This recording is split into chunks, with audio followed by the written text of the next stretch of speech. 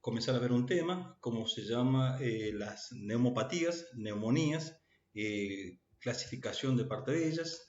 Vamos a clasificar las neumonías de maneras distintas, puede ser de acuerdo a la etiología, de acuerdo al origen directamente. Cuando hablamos de etiología, podríamos decir que pueden ser bacterianas o virales, y cuando hablamos respecto al origen, por supuesto, vamos a tener en cuenta siempre las neumonías intrahospitalarias y las extrahospitalarias. Dentro de las extrahospitalarias, por supuesto, vamos a tener aquellas neumopatías que son de la comunidad y aquellas neumopatías que están asociadas, por supuesto, a los cuidados de la salud. Bueno, ¿qué es la neumonía? Es una infección del parénquima pulmonar. Infección del parénquima pulmonar, que se adquiere, por supuesto, en el medio intra u extrahospitalario. Posee múltiples agentes causales y su severidad va a depender de factores relacionados con el individuo. Con él ya pueden ser, por ejemplo, la severidad sí va a estar relacionada en personas que son eh, si son muy pequeños, o sea, hablamos de pediátricos, más chicos, menores de 3 años, por supuesto, o ancianos, pacientes mayores de 60 años, o aquellos que tienen una patología asociada, puede ser alguna patología inmunosupresora, por ejemplo, tratamientos crónicos con corticoides. Todos ellos pueden de alguna manera aumentar la severidad de esta patología. Respecto a la fisiopatogenia, ahí tenemos en la parte de abajo, vemos directamente los alveolos, el bronquiolo terminal y alveolos. En la fisiopatogenia vamos a decir que hay una condensación. ¿Dónde está esa condensación? Está en el espacio alveolar. Y la condensación es con exudado directamente. Y debido a que los alveolos están ocupados por ese exudado, lo que se va a afectar va a ser la hematosis. Y dependiendo la extensión del área donde se produce, es entonces que voy a tener hipoxemia en grado variable directamente. Dentro de las manifestaciones clínicas de la neumopatía, fiebre, dependiendo si son neumonías típicas o atípicas, pero cuando hablamos de neumonías típicas, por ejemplo, tenemos temperaturas mayor de 38 grados, 40 grados. En las neumonías atípicas, temperaturas por debajo de 38. Neumonías típicas con tos muy productiva, habitualmente mucopurulenta, el paciente tose mucho, expectora mucha cantidad de moco purulento directamente, muy adherentes. El paciente puede estar taquimneico, aumento de su frecuencia respiratoria, y todo eso es debido a la ocupación del espacio alveolar por este tipo de exudados. Si yo a este paciente lo ausculto, ¿qué voy a tener? Puede tener un soplo tubario, lo que yo sí voy a tener va a ser disminución del murmullo vesicular, aumento de las vibraciones vocales, roncos, por supuesto, en distintos lugares del pulmón, y a medida que el paciente va tosiendo van cambiando de lugar también, y puede llegar a haber petoriloquia. Dentro de las cosas a tener en cuenta para hacer este cuadrito, una diferenciación entre neumonías virales, neumonías típicas, atípicas y mixtas, vamos a tratar de tener en cuenta y relacionarlo. Por ejemplo, si tengo en cuenta la fiebre, en las virales voy a tener temperatura, en las neumonías típicas voy a tener temperatura, y en las neumonías atípicas la temperatura va a ser más bien una febrícula, siempre 37, 37,5 de temperatura. Respecto a los síntomas respiratorios, en la viral voy a tener, y también en la neumonía típica, hablando siempre de neumonías, tos muy productiva. En cambio, en la neumonía atípica no lo voy a tener. La tos va a ser más bien una tos seca, tose mucho el paciente, pero sin secreciones habitualmente. Respecto al compromiso general del paciente, se va a dar en los dos tipos de neumonía, tanto típicas como atípicas. Habitualmente es un compromiso general. Dentro de los síntomas, por ejemplo, extrapulmonares, en los síntomas extrapulmonares, en las virales no son frecuentes, pero cambian en neumonía típica y atípica. Lo que voy a tener predominar va a ser el dolor torácico, dolor abdominal, dolor y malestar generalizado, dolor muscular, mialgia generalizada. Hay un decaimiento general. Y respecto al patrón radiológico, bueno, en la próxima diapositiva o en la siguiente vamos a hacer hincapié en el patrón radiológico de cada una de estas neumopatías. Acá tenemos, por ejemplo, los patrones radiológicos. En la primera imagen que estaría hacia su izquierda, por ejemplo, es una imagen típica de una neumonía viral en la cual yo voy a encontrar un infiltrado intersticial. Fijémonos bien, es bilateral, de ambos lados directamente. El infiltrado va a ser en ambos lados del pulmón y se va a encontrar, acá lo estoy señalando con el cursor directamente, es general de ambos lados, decíamos, bilateral, intersticial, difusa directamente. En lo que es neumonía típica, estamos también acá con el cursor. Fíjense, esta es la silueta cardíaca, la que encontramos de este lado, pero acá lo que voy a encontrar va a ser un infiltrado alveolar, una condensación, una zona de condensación, que puede estar en cuña o no, pero fíjense, este tipo de condensación hacia el lado del tórax, hemitórax derecho del paciente, lo estoy apuntando con el cursor, es el tipo de neumonía que decíamos con infiltrado alveolar. Es una condensación típica de una neumonía, obvio, típica también, ¿no? Fijémonos entonces en la otra plaquita, la tercera que estaría a su derecha, la estoy apuntando con el cursor. Fíjense que este tipo de infiltrado intersticial, retículo nodular. Entonces hablamos de un infiltrado intersticial, retículo nodular del pulmón del paciente, en ambos pulmones, y también la llamamos en vidrio esmerilado. Es una ocupación entonces no alveolar, sino es un infiltrado intersticial. ¿Cómo hacemos la evaluación según los factores de riesgos? Bueno, va a tener en cuenta, ya lo habíamos adelantado a esto, pero vamos a hablar la edad. La edad es una forma, decíamos que son pacientes muy chicos, menores de 2 años habitualmente, mayores de 60, 70 años, a tener en cuenta las comorbilidades. El paciente aumenta sus factores de riesgo con un paciente diabético, es un paciente con enfermedad renal crónica, es un paciente con una enfermedad pulmonar obstructiva crónica, por ejemplo. Son los pacientes obvios a tener en cuenta y son aquellos que también de alguna manera se van a tener que vacunar, prestar más atención a este tipo de pacientes para que nosotros podamos, a la hora de la vacunación, a tener prioridad por sobre todo en este tipo de paciente. Vamos a tener en cuenta el estado inmunitario también del paciente, en la cual, por ejemplo, pacientes que están con enfermedades, este tipo de inmunosupresoras, hablamos de pacientes que están tratados con altas dosis de corticoides, enfermedades inmunosupresoras, enfermedades como VIH, por ejemplo, pacientes también que tienen altos factores de riesgo o altas posibilidades de tener una neumopatía. Hallazgos clínicos. ¿Qué nos empeora el caso? Si tengo una fiebre mayor de 38, si este cuadro ha afectado, por ejemplo, la parte hemodinámica, con tensiones, con hipotensiones, tensiones sistólicas menor de 90 y diastólicas menor de 60. Si a todo esto, por ejemplo, le aumentamos una alteración neurológica del Glasgow, el paciente está aletargado, por ejemplo, o todo esto, por supuesto, va empeorando la situación, ¿no? Si en la oximetría de pulso tengo saturaciones menores de 90, a tener en cuenta que hay que hacer la diferencia que no sea un paciente EPOC en la cual ellos de por sí tienen un porcentaje menor de oxigenación en su sangre. ¿Cómo puedo seguir evaluando los factores de riesgos? Si yo tengo en cuenta el laboratorio, por ejemplo, si tengo en cuenta el laboratorio en la cual tengo leucocitosis mayor de 10.000, considerar una leucopenia menor de 4.000, presiones de oxígeno menor a 60, PCO2, dióxido de carbono mayor a 50 milímetros de mercurio, y son algunos datos a tener en cuenta que empeoraría el pronóstico de mi paciente. Y respecto a la radiografía de tórax, fue básicamente lo que estuvimos viendo con anterioridad.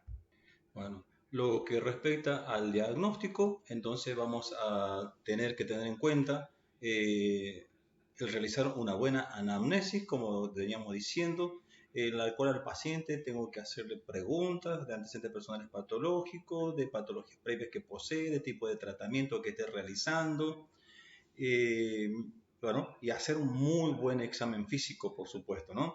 En eso voy a tener en cuenta y tengo que tener presente primero qué cosas quiero encontrar, qué cosas estoy buscando directamente como alteración, decíamos, de las vibraciones vocales, el murmullo vesicular, si voy a encontrar roncos, sibilancias, si el paciente es un tosedor, o sea, si el paciente es un EPOC previo, voy a tener en cuenta un montón de cosas como esas, ¿no? Una vez que realicé el examen físico de todo esto, hice una semiografía de los signos y síntomas, entonces voy a proceder un poco a los métodos complementarios, de los cuales, por supuesto, siempre voy a pedir una plaquita de tórax, que es la que acabamos de ver anteriormente en la diapositiva anterior. Tuvimos la oportunidad de ver una neumonía viral, una neumonía típica y una atípica. A eso le voy a sumar el laboratorio, pidiéndole siempre un CEUGO también, un citológico, para ver cómo están los glóbulos blancos, la urea, creatinina. Una eritro también nos va a servir mucho. La oxigenación, si el paciente está disneico, por ejemplo, le voy a tener que pedir gases en sangre para ver la oxigenación. Y todo esto, por supuesto, va a terminar también, si es posible, realizando un cultivo, si es necesario, un hemocultivo o un cultivo de esputos. Habitualmente, el diagnóstico se realiza solamente con examen físico y una radiografía de tórax, y si es necesario el laboratorio. También, bueno, acá vamos a ir teniendo una, se llama escala de Kurz 65, es una forma de tener en cuenta la mortalidad del paciente y considerar el manejo apropiado para cada uno de ellos. Es muy simple, de acuerdo a como la palabra lo dice, comenzamos con la C de Kurz, en este caso significaría respecto a la alteración neurológica o no. Por cada uno de los hallazgos positivos que encontramos le vamos a dar un punto. Por ejemplo, la C de confusión, o sea, de alteración neurológica, si está presente le damos un punto. En la U, el boom sería de urea mayor de 19 miligramos por decilitro, si es así, le damos otro punto. La R respecto a la respiración, cuando este paciente está taquipnéico, si tengo más de 30 respiraciones por minuto, le doy un punto. A la B, por ejemplo, de Kurz, es teniendo en cuenta la presión arterial, cuando tengo presiones por debajo de 90 como sistólica y de diastólica menor de 60, también llevo otro punto. Y si este paciente, como decíamos, es mayor de edad, mayor de 65 años, le damos otro punto. ¿Para qué nos sirve todo esto? Pacientes que tienen entre 0 y 1 punto, la mortalidad no supera el 3% y habitualmente se considera que este paciente tiene que ser manejado de manera ambulatoria. Cuando tengo de 2 a 4 puntos en la escala de Kurz, la mortalidad es mucho más grande, va del 7 a casi al 30%. En este tipo de pacientes se considera la hospitalización. Y cuando tengo más de 5 puntos en la escala de Kurz, la mortalidad casi supera al 60%, es más del 50% por lo menos, y este tipo de pacientes tengo que considerar sí o sí la internación en terapia intensiva. Respecto al tratamiento, vamos a tener que el tratamiento va a ser diferente entre las neumonías típicas y atípicas. Por ejemplo, una neumonía típica, el tratamiento de elección para aquellos pacientes que no son alérgicos a la penicilina, tenemos la droga como la amoxicilina, en la cual se da 80 miligramos kilo días. Para tener en cuenta directamente, se da de 1,5 a 2 gramos por día repartido en 3 dosis, o sea, cada 8 horas, o 4 dosis sería cada 6 horas directamente sean. Otra alternativa que tenemos sería la amoxicilina más ácido clavulánico o una cefalexina de segunda o tercera generación como alternativas para la neumonía típica. Para las neumonías atípicas de elección tengo siempre la acitromicina, que es de 10 miligramos kilo, vienen de 3 a 5 comprimidos en cada tablet, en cada cajita, y le voy a dar un comprimido por día por 3 días. El tratamiento alternativo para las neumonías atípicas y típicas en aquellos pacientes que son alérgicos a la penicilina, puedo tener la claritromicina 500 miligramos cada 12 horas o la eritromicina 500 miligramos cada 8 horas. Esto era lo relacionado con las neumonías típicas, serían las neumonías de la comunidad. Ahora, las neumonías nosocomiales, hablamos de neumonías intrahospitalarias. ¿Cuándo se habla de neumonía intrahospitalaria? Cuando el paciente tiene los síntomas después de 48 horas o más de haber ingresado al hospital. Cuando hablamos de una neumonía asociada al ventilador o a un respirador, cuando el paciente está en un respirador artificial, después de 48 horas de haber sido colocado en el mismo. En las neumonías nosocomiales, por ejemplo, la fisiopatogenia habitualmente tiene que el mecanismo de producción sería la microaspiración o la aspiración. En este caso, por ejemplo, sería micro cuando proviene del tracto respiratorio habitualmente, y si no, una macroaspiración cuando todo esto proviene justamente del aparato digestivo. ¿Y cuáles son los factores de riesgo para tener una neumonía nosocomial? El uso de antibióticos en forma prolongada, crónica por algún tipo de patologías, habla de más de 90 días previos, por ejemplo. Factores de riesgo de haber tenido un proceso infeccioso generalizado o síndrome de distrés respiratorios o más de 5 días de hospitalización o más previos al diagnóstico. Factores de riesgos aumentados, pacientes que están en hemodiálisis, hablamos de pacientes que están inmunocomprometidos o pacientes que tienen patologías preexistentes con énfasis en aquellas, por supuesto, que tienen un compromiso del trato respiratorio previamente. ¿Y cómo hago? ¿Qué criterios de diagnóstico tengo? Por ejemplo, para hacer diagnóstico de una neumonía nosocomial. Criterios clínicos, en la cual tengo temperatura o equivalentes febriles, habitualmente son temperaturas mayores de 38 grados. En los controles de laboratorio voy a tener glóbulos blancos menores de 4.000 o mayores de 10.000, por ejemplo, esputos o secreciones bronquiales o aspirado traqueal purulento directamente. En el paciente voy a tener alteración del estado de conciencia, una auscultación patológica y en una radiografía, por supuesto, voy a tener un proceso de condensación que no ha desaparecido o un proceso de condensación nuevo en la plaquita de control de tórax. ¿Y cómo termino haciendo el diagnóstico? Bueno, el diagnóstico sí o sí va a ser a través de un hemocultivo, sí o sí hay que hacerle a este paciente cultivo de secreciones bronquiales, de líquido pleural si es posible, y se comienza con un tratamiento empírico hasta obtener en 48 horas o más el desarrollo del cultivo, de qué tipo de bacteria sería y la sensibilidad del mismo para hacer un tratamiento antibiótico más específico. Respecto a los tratamientos empíricos que se realizan en un paciente con una neumopatía nosocomial, habitualmente son los antibióticos que se usan van a depender del hospital, porque la flora bacteriana depende de cada uno de ellos, pero se usan, por ejemplo, los beta-lactámicos, se comienza con ceftazidima de 1 gramo cada 8 horas o de 2 gramos cada 8 horas también se puede hacer el esquema. También se usan piperacilina taxobactam, 4,5 cada 6 horas, o cada 8 horas puede ser, o cada 6 horas, dependiendo del estado de paciente, el grado de compromiso del mismo. Se pueden usar también no beta-lactámicos, como la ciprofloxacina, 400 miligramos cada 8 horas. Se puede usar levofloxacina, 750 cada 24 horas endovenoso. El tratamiento definitivo se va a plantear según el resultado del antibiograma. ¿Cómo puedo prevenir la neumonía intrahospitalaria o la neumonía nosocomial? Esto parece redundante, pero es muy importante.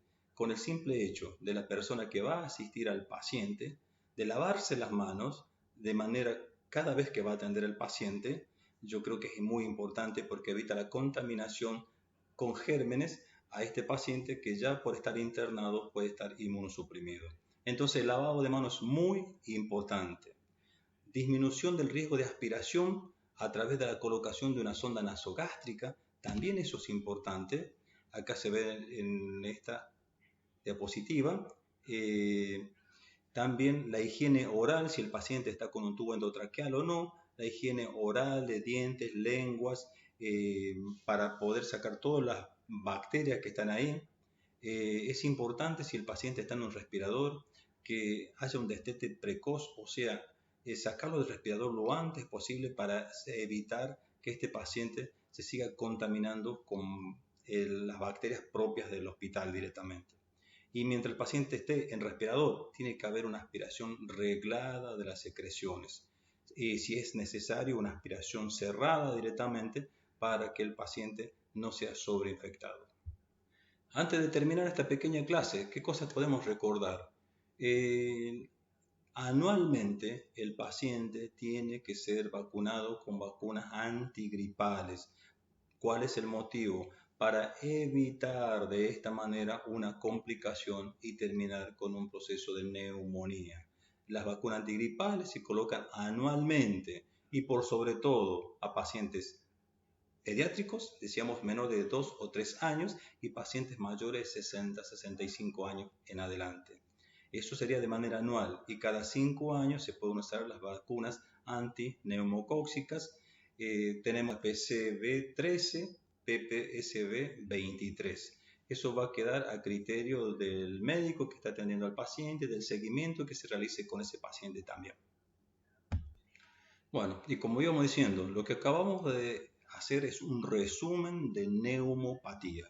Esto lo vamos a seguir viendo durante este año, durante este cursado de manera totalmente diferente, para que todas aquellas dudas que vayan saliendo podamos de alguna manera, los profesores encargados de las comisiones, podemos ir sacando esas dudas y ampliando este tema también. Yo creo que hay muchas más cosas para decir, pero sería más tedioso durante media hora más estar hablando exactamente de lo mismo porque el tema es inagotable también, son muchas las cosas que podríamos hablar y por sobre todo ahora respecto a lo que nos está viniendo, que son las neumopatías de origen viral, con esto nuevo del COVID-19, que hay mucho más para hablar respecto a eso, pero a su vez la parte científica tiene poco aval científico porque es poco lo que se va conociendo. Pero sería muy bueno tratar todos estos temas con cada uno de los jefes de trabajos prácticos o jefes de comisiones que tengamos. Muchas gracias por su atención.